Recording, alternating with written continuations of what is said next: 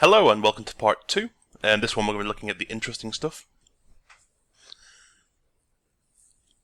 As per the last video, we've got the main module down. I've also placed a few assets, such as supply boxes, helicopters and cargo planes, that we are going to add to the combat support menu.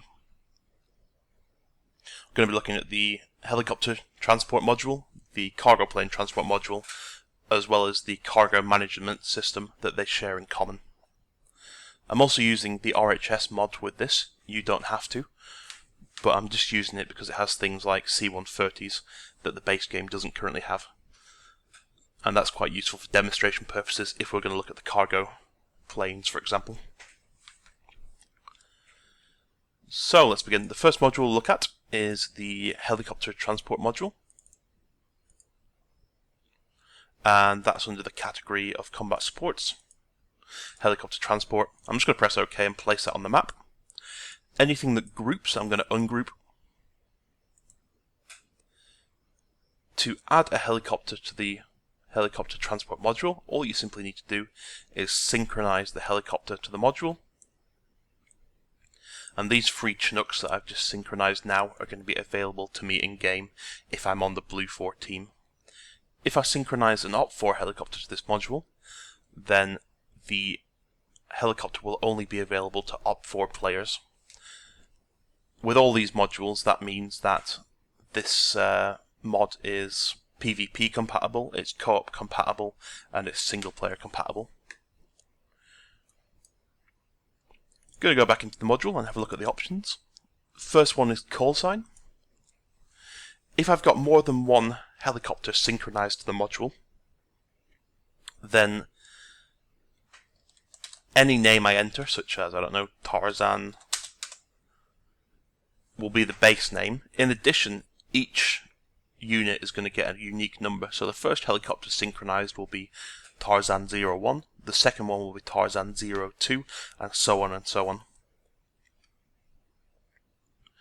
The second 2 options are number of respawns and respawn delay. Number of respawns pretty self-explanatory. If it's set to -2, then the helicopters can respawn as many times as they want. Any number greater than 0, for example 5, will be a limit to the number of respawns. So that'll mean, in this case, that each helicopter can only respawn 5 times after being destroyed. I'll revert that back to -2. Respawn delay, 60 seconds. Pretty self-explanatory. Helicopter land site pad. This is the defences you have around the vehicle when it spawns. By default there's no fortifications, but for this video I'll use a square helicopter pad with a 30-meter square H barrier around it. You don't need to use it, obviously just set it back to no visible helipad if you don't want the defences. The next option is the direction that the defences are going to face. It has nothing to do with the way the helicopter is going to face, it's purely the defences and helicopter pad that's been spawned in. I've found that all the buildings on Altus Airport are about 313 in direction, so I'm going to use that number there. Allow remote control crew. Again, you'll see this a lot in the modules, but I'm not going to explain that now because it's a work in progress. I'll give some extra information about this when I finish it off and release it. And the last one, a very common one you'll see as well, is code.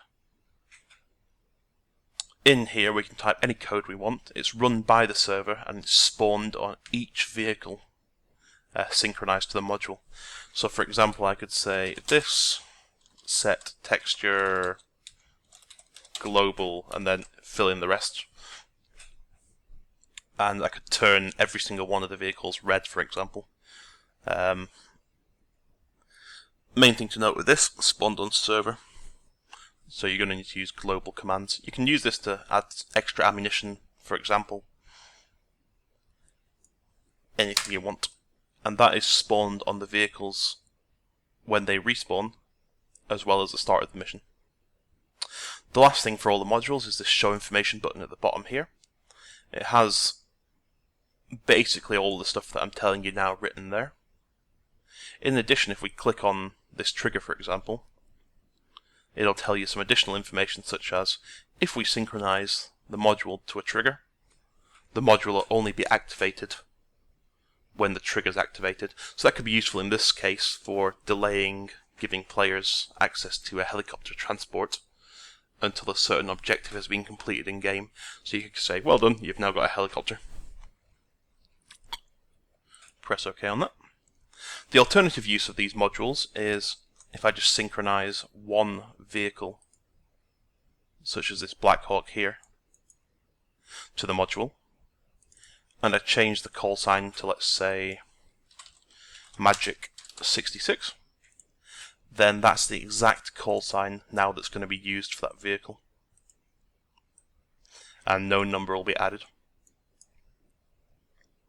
So that's the helicopter transport. The cargo plane systems work pretty much exactly the same.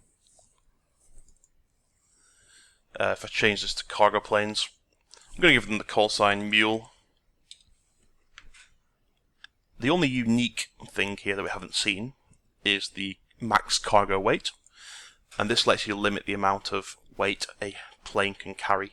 For example, we're using a C-130 here, so it's probably not realistic for a tank to be able to be loaded in here. So you can set the max number of kilograms. Each vehicle in game has a mass, and you can find that through the get mass command. So 5,000 kilograms here. I can probably load a few supply boxes in, maybe a vehicle as well. If you really wanted to load a tank in to a small plane, you could knock that number up, and you could drop planes out as well. So it's completely up to you how you use it. Add extra crewmen, remote controlmen, we've seen them before. They're all work in progresses. So that's the cargo plane module. Again, just synchronize the planes to the module. One thing to note with placement of planes is if they're quite close to the runway, then you can stop planes that are taxiing from taxiing down the runway, because the system for taxiing in the game at the moment is pretty poor. So try and keep these well away from the runway, maybe this distance at least.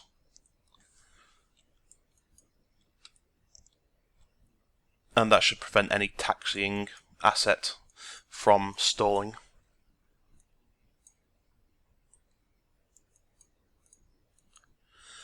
The last thing then, the cargo management system. If I press markers here, I've placed two markers over these vehicles and boxes, and I've called them marker 1 and I've called them marker 2, and these are we're going to turn into cargo depots. They're important for the cargo planes, as this is where the cargo planes get their cargo from. Helicopters, for example, can go and pick up anything that's outside of a cargo depot. Planes can only load cargo from cargo depots. So to create a cargo depot, we'll go into the modules, support enhancements, cargo depot creator, and here we'll see we have depot markers west, east. That one is independent, but independent's a bit too long, so it's gone off the screen. Civilian, and the last option here is the alpha color of the markers we place down, so that's how transparent they are. So for example, in the west, I'm going to put marker 1 and marker 2, because that's what we've got on the map. You don't need to use quotation marks. Just marker 1, marker 2. And again, it's in array format, so marker, comma, marker name, comma. And we'll press OK on that. And the last module then is the Cargo Manager module, which again is available in Support Enhancements. Before you place this one down, you choose the faction the cargo belongs to, so that'll be visible on the map. So we're going to set that to west. If you want to put a call sign, for example sup box, it works in the same way as before. If more than one is synchronized, then a number is used. You can also leave this box blank, and then it'll just use the display name of the vehicle. So I'll show you both examples. So sup box. Just going to ungroup all these.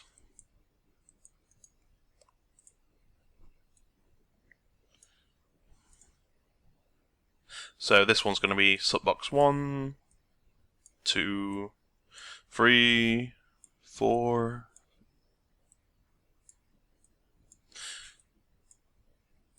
10,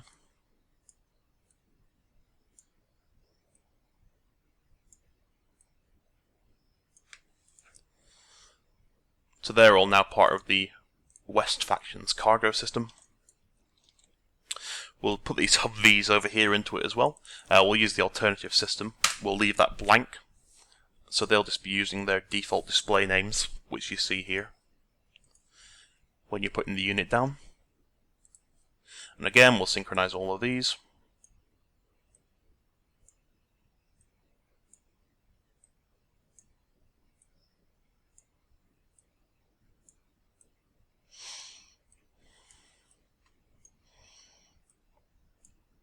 Okay. And that's pretty much it. We've created a mission, we've got some cargo. The last thing to note then, when cargo respawns, it respawns on the spot. So it respawns where it started. When air assets such as helicopters and planes respawn, you've got two options really. We can leave it how it is now, and they'll just respawn over the position where they started, and they'll land. Or we can add another module, which makes things a little bit more scenic, which is under the support enhancements as well. And that's air respawn points. And you can put as many of these down as you want. The only option we have here is the faction that it belongs to. So I'm going to spam a load of these west respawn air points. And what these are is their locations from which the air assets can respawn from. So one of these will be picked randomly when an air asset needs to respawn. The plane will fly from one of these to their original location, and then they'll land. I'll put them pretty close to base just in case we need to demonstrate them. But usually I put them well away, so things are not seen as they spawn back in. And I'm going to save the mission there. And I'm going to hit preview.